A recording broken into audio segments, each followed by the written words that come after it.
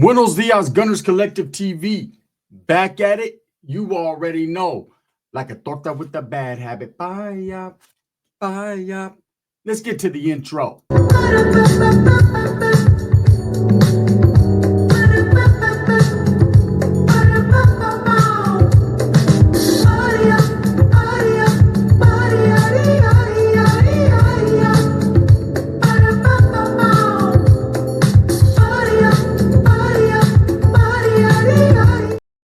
Welcome back, and if you haven't already hit that like and subscribe button, make sure you do that so that way you're directed in the direction of the dope content that the gun is kicking, man.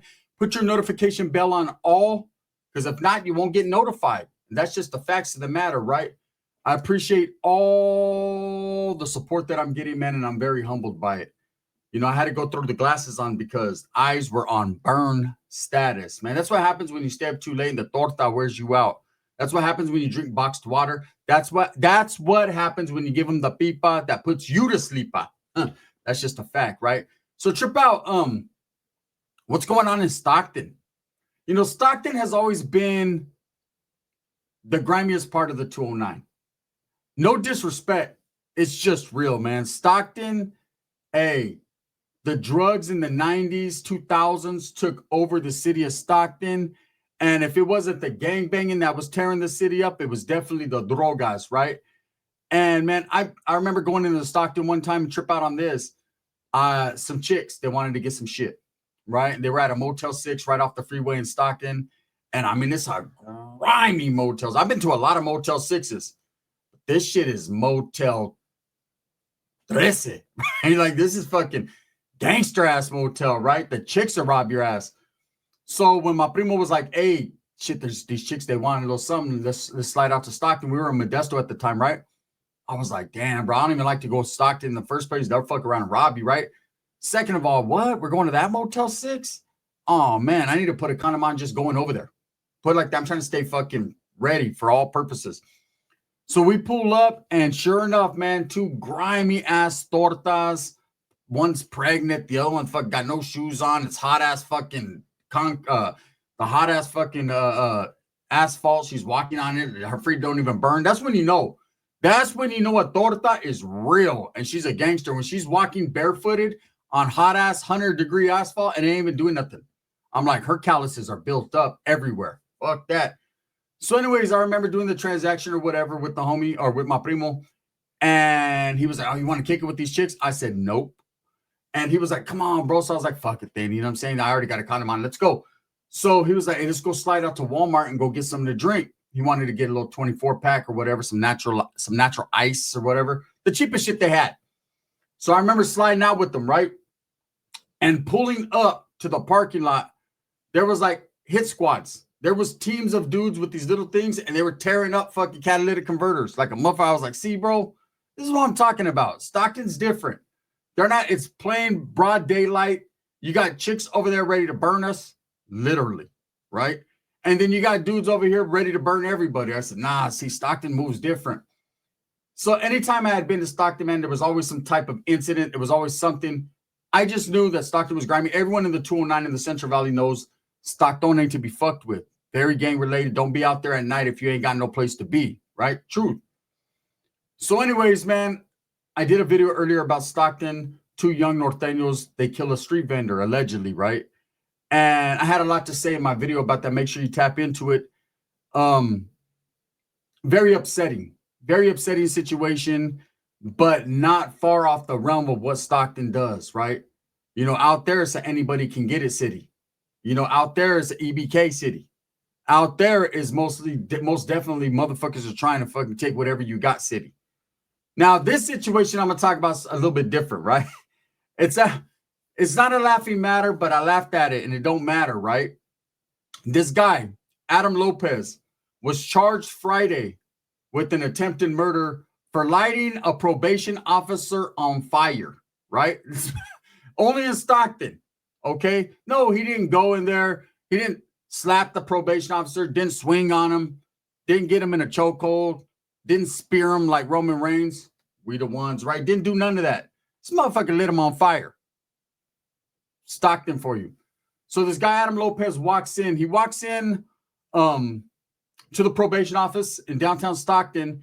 And when he walks in, he's noticed by security immediately. He's probably high as hell, sconted out the game, but he has a gas can and a lighter in his hand, which I can only believe to be one of those big long lighters that you use to fucking light that carne asada, right?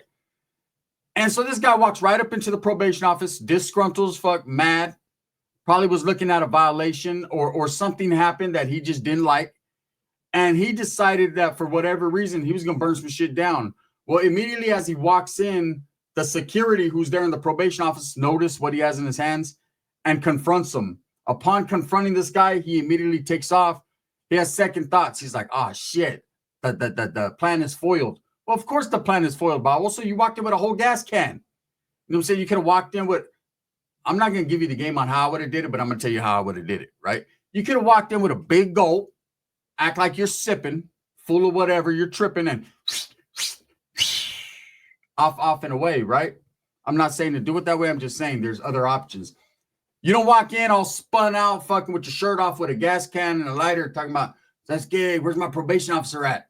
That ain't going to work. Anyway, security chases him up out of there. Now, this is where the probation officer's stupid, straight up, right? And not all of them are as intelligent as they seem. A lot of them just got that GED and then they went to Hill College and did whatever they did. You know what I'm saying? They were watching Maury in the middle of the afternoon and I see that college pop up. You could be anything you want to be, right? Half of them became nurses, the other probation officers. Anyways, this guy, he decides to take off down the block, right? And as he gets down the block, of course, there's fucking a probation officer in hot pursuit. Now, you guys got to understand, probation officers are peace officers. Okay, they're duly sworn peace officers, so they're basically a cop. So they do have the right to arrest you. They can, approach you, and they're law enforcement. That's a fact. A lot of them used to be cops, COs, sheriffs, whatever. They went into an office capacity. They became probation or parole officers. A lot of the times it's because they want to help people, or that's what it's supposed to be. But 9 times out of 10, it's because they want to just fucking a cush job with air condition that's pretty safe, right? So some of these probation officers and parole officers, they take the shit too serious, man. I had plenty of them, and I'm telling you, I could tell you some stories, which I will. So anyways, as this guy approaches this guy, Adam Lopez, right?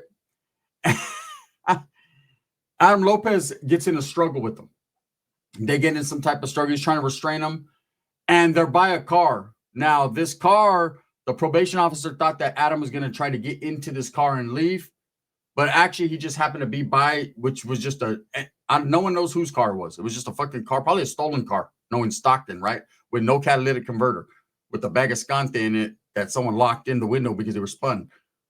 So as they're tussling, somehow Adam was able to douse this probation officer and this car with gas and light them on fire. Okay, cops come. They catch Adam down the street. They arrest him. C'est la vie, right? He's now facing an attempted murder charge, an assault charge, and of course, some property damage with that car, which they found was not to be related to either him or the probation officer. Word to the wise. You see a man walking down the street with the gas can, he's probably not mowing lawns, right? You might, if he's going, stay away from him, right? He's probably going to light your shit up. That's just the facts. I've seen people J-Cat out and flip out at the probation office, at the parole office plenty of times. Man, I remember this one guy, this black dude, I was going to parole, right? And I'd only been out probably like about 2 weeks. It was like my second week going. Because, the way it works is when you get out of prison, you have a certain amount of hours to report. Usually if they let you out through the week, you have to report within 24 hours. So you got to be there either that day or the next day. Most people are smart enough to just go straight to the parole office, get that shit out of the way so that way you can wiggle, right? But there's a lot of dudes that wait to the very last minute. And this brother had just got out. I had been out for a couple of weeks, so now I'm going to my second parole. After that, it's like, for me, I was high control. So it was like, in the beginning, it was like, hey, I'll see you next week. Let me know if you got a job yet. Like, shit, bro, I don't even got an ID yet. Whatever, right? I'll see you next week. And then it'd go to a month-to-month basis. And then sometimes they just put you on paper parole where they just show up at your house unexpectedly and fucking raid it. Or you don't never see them and then you get a discharge form, whatever, right? That's just, there's different, your crime, who you are, all that changes the game for everyone. Nowadays, man, parole ain't as bad as it was back in our days. You were just doing a straight flat 3 years, no matter what, right? And they check in every month, piss test every month, all that. Task Force Tuesdays coming to raid your pad, all that. Put the fucking cuete, you know what I'm saying, in her room. That's just how that was. Anyways, I digress. I'll say this. I'm kicking back, right? Boom, waiting on my professor. And I had a fucked up professor. Her name was Salas. I remember she was cold-blooded. She was one of those officers like, just stay away from, man. She was going to violate you any chance she got. That her whole mission in life was to violate you, not to help you, to hurt you. So as I'm sitting back waiting, I see a black dude coming out, and he's with his parole officer. His parole officer's trying to talk to him, calm him down, right? He just got out. Just first day. I mean, this motherfucker's still in the sweats. He got the white tee on. He got the white fucking Air Force One. He just got out of prison. You could tell. He just put, motherfucker still got his boxing shit. You know, his bag, it's right there. And he's telling the professor, I don't got nowhere to go. You need to give me a motel voucher. And the professor's like, hey, we don't got no motel vouchers. You're going to have to come back. Dude's like, where am I supposed to go into then? The professor said, I don't know. Just don't go commit a fucking crime, stupid. Right? And dude's like, man, you guys parole me. I needed to parole to my lady's house out of state, but you guys wouldn't accommodate me, do that. And the professor's like, look, bro, we're going to get to all that when I got time. Come back later. I can give you some bus passes right now. You can ride a bus to who gives a fuck. And then when you come back, we'll post you in a fucking motel to who cares a fuck. Right now, we don't care. They don't care, man. But he's like, that's all I could do for you, but you're going to have to leave and come back. He was like, well, can I just post up right here in the office? It's hot outside. It was summertime, right? Dude was like, no, you got to leave the premises. Like, and it's cold-blooded because there's a lot of people that don't have no support system, or they do, but the parole or probation officers will not accommodate you. You know, they're going to put you on the back burner. They're going to make you wait, man. And I'm thinking to myself, stupid ass motherfucker, you were supposed to take care of all this with the parole office, the parole agent in prison. Like, let him know, like, hey, bro, I can't fucking parole here. I ain't got no support system. I'm going to be out there in the streets killing everything, right? You know what I'm saying? Put me over here with my lady. She's going, you know what I'm saying? She's going to buy me all the Zuzus and the Wham Whams. Obviously, he didn't do that, or they just didn't give a fuck to do that for him. So he ends up, he's arguing with the professor, and the professor tells him, you know what? Shut the fuck up. You're sniveling. All these other grown men are sitting here waiting to do their thing, man. They got their shit together, and you want everyone to do shit for you. That's why you're in the position you're in. Boop. Bye-bye. All I seen was the bottom of loafers. This fool knocked that pro officer off. He Derek Lewis'd him within 35 seconds. He was on him, too. Boom, boom. Of course, there was a big fat chick who was the secretary and another chick that was right there. There's like a door you got to buzz to get to the back. Man, pro officers, cops. I didn't know there was fucking cops like that in there, right? They came running from every direction, man, tackled me. You know what I'm saying? I'm like, what up? I got nothing to do with this, man. I'm fucking cool. I got me a job already.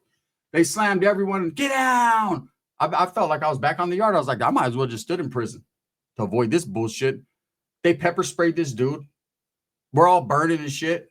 My pro officer comes out and is like, hey, we're going to have to reschedule. Sign right here. Sign fucking where? I can't see, right? He's like, hey, I'm sorry about that. Sorry about what? Motherfucker, I got tackled and maced. I ain't even black. That was a brother thing, right?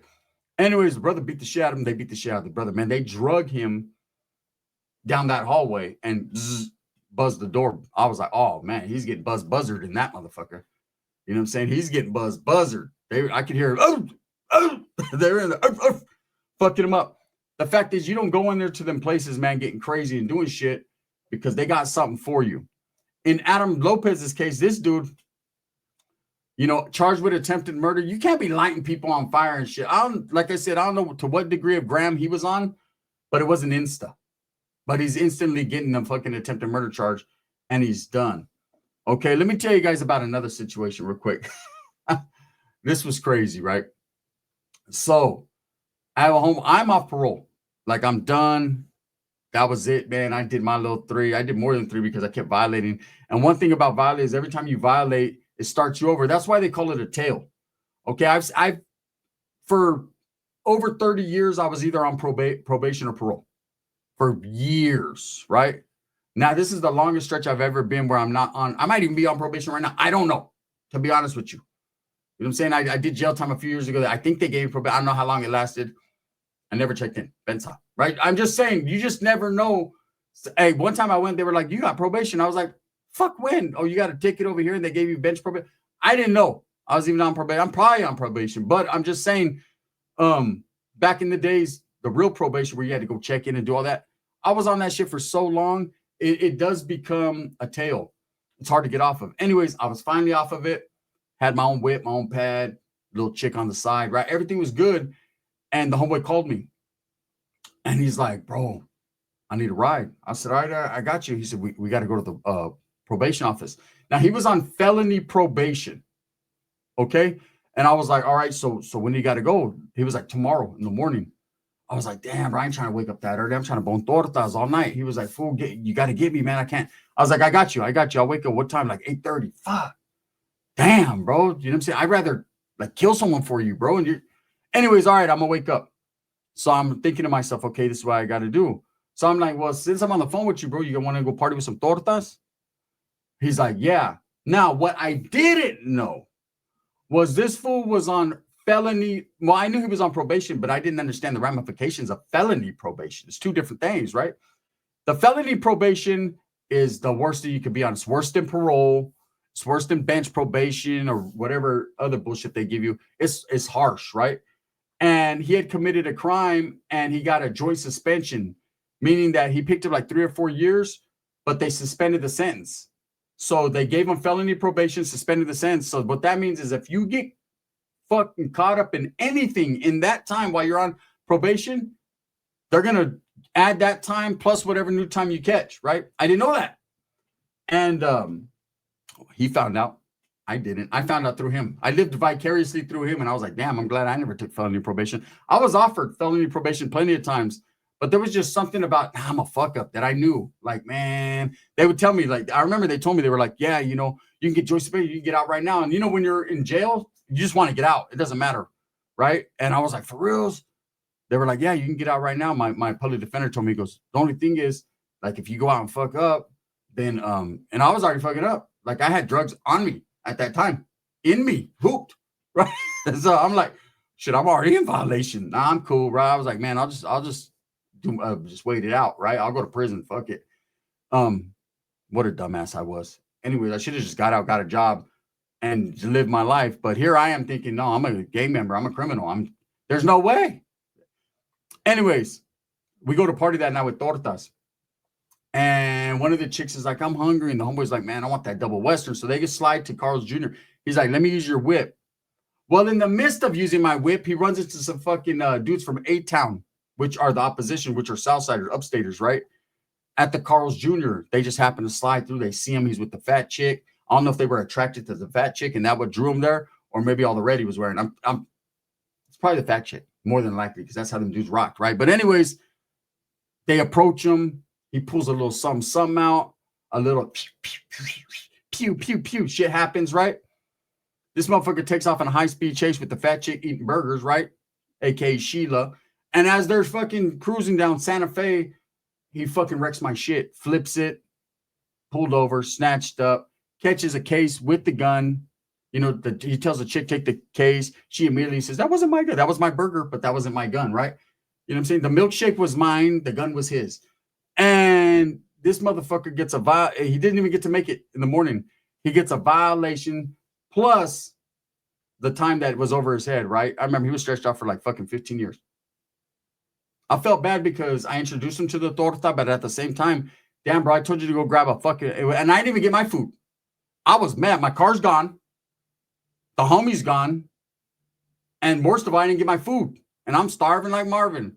I was in that motherfucking house looking for a soap. I was nothing in there but roaches and a whole bunch of fucking old fucking tested positive pregnancy tests. I was like, damn, they ain't got nothing in here to eat. She's like, nah, all we got like one soap on a pregnancy test. I'm cool with that. So the moral to the story is that probation parole shit is icky and tricky, man. I could see where Adam Lopez was catting out. And he went in there. He's like, fuck, I'm lighting shit on fire. Maybe they violated him. Maybe he was mad. You know, I've been violated for some bullshit. I've told you guys the story, man. 2 violations that I did not deserve. 1, I got out of prison. Okay, I can't dictate the program, man. Hey, I was just happy to get a parole package, right? A parole package consists of whatever your family sends you, whatever your lady sends you, or whoever you got that supports you. Most people don't get parole packages. So to get one, you feel like you're John Gotti and shit. Like, yeah, I did that, right? And this is the way they do it. Your parole package will be sent within, I think it's like your last 60 days or whatever. And they keep it up in R&R, right? Has your name on it, your parole package. And then when they bring you out of cell, when they say, okay, you're going home, they bring you and whoever else is going home. They put you guys in the R&R for dressing out because you got to jump on that van to get up out of there, right? So you're going to dress out. Some people are going to the bus station. Some people are going to the train station. Some people are going on vans. Some people's got their family right there to meet them in the parking lot. I know in Corcoran, they had a designated spot where they would take you like into town a little bit, and because your people couldn't be on prison grounds. It wasn't visiting day. That's just how they did it. Anyways, you go into R&R, you tell them, hey, I think I got a parole package up here. They'll look, boom. Oh yeah, here you go. They'll bring you your caja. You open it, you're closed, right? Now, I remember I told my people, hey, I need some, just give me some fucking white Air Maxes, you know what I'm saying, the 97s. You got to keep it G. Some black pants, white tee. This is all I need, just the basics, right? No red, man, because I already know how it is. First of all, I'm not trying to attract negative attention wherever I go. You know what I'm saying? I'm not trying to get shot at the bus stop. Second of all, man, I don't need a violation because I was going to go straight from there to my parole office. Well, sure enough, the homie sends me the shoes, and they're red, white, and blue. Okay, they had red laces. They were clean. They were some clean-ass Air Maxes. Like, all right, shit, you know what I'm saying? Motherfucking 4th of July shit, right? He sends them to me. Didn't look gang related at all. Not that type of shit. Weren't Cortezes, weren't fucking Chuck Taylor, just regular shoes. Throw them on, go to the pro office. Salas, she's my pro officer. I get in there. First thing, right when I walk in, she's like, hey, oh, no, it wasn't Salas. It was another dude. I forget. It was either her or him. I forget. But I get in there. I do remember the violation, though. They were like, oh, it was a dude. He was like, take the red laces out. I said, of what? Your shoes. You're in violation. I said, of what? He said, you know what? Fuck that. Turn around. Handcuffed me. That night I was in Tracy prison. Yes. I only did a few weeks in that motherfucker, but the violation was for having gang-related shoes on, red shoelaces in my shit. I should have known better. I was like, damn. Second one, I got violated for drinking cough syrup because I had a cold. I was sick. My throat was hurting. And my baby mom's mom was like, my baby's mama's drama. Mama's drama. I'm sorry, Miss Jackson. I am for real. I never meant to take the syrup, girl. Now I'm doing a hole. You're in the hole. Right? Straight up. I'm sorry, Miss Jackson. I was sick. Went to my pro office like, hey, man, I'm sick and shit. He was like, yeah. Come back again next week or something when you feel better. He could tell. He knew I was sick. He's like, I hope you get better. I was like, all right, man. He was a cool parole officer too. Man, I go to my lady's at the time's mom's house. She's like, mijo, you're sick. I said, yeah. She was like, I got some syrup like on the refrigerator. Take a little bit, mijo, you'll sleep. All right, yeah. You know, I'm when you're sick, you're help me. You'll take anything. Boom, boom, boom. I slammed a little bit of the Robitussin, right? Boom. A couple days later, fool calls me in, violates me for being high off fucking cough syrup. I was like, damn. You knew I was sick, bro. I explained to him, yeah, I took some cough syrup. Didn't matter. Shouldn't have took it. Anyways, I know how it gets tricky. Hey, there's been plenty of times where I wanted to light a probation or parole officer on fire. Never would. Adam Lopez did. He's charged with attempted murder. That's that Stockton shit, man. It just is what it is. With that being said, let me know, man. Have you ever had a probation or parole experience where you're like, damn, they did you dirty? They're cold-blooded motherfuckers. There are some that are there to help, but a lot more are there to hate. Thumbs up or thumbs down. Heavy's going to be the head that wears the crown. I'm going to continue to strive, struggle for what I truly believe in. That's the betterment of all people, man. Stockton getting grimy these days, huh? Bang, bang.